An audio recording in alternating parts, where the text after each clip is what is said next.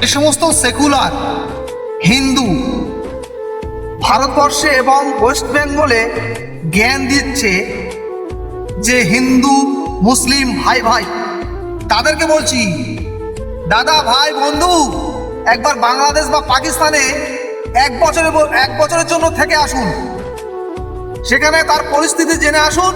যদি 1 বছর থাকতে পারেন তাহলে ওইসব জ্ঞানগুলো ভারতবর্ষের মাটিতে মারাবেন।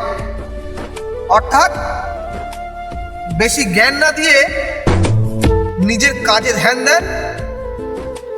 আপনার পাশের বাড়ি কোন কেউ বিপদে পড়েছে সেটার দিকে ধ্যান দেন, না হলে উগলি হয়ে যাবেন। জয় শ্রীরাম, ভালো থাকবেন। ঠিক আছে, আপনারা ভেবেছেন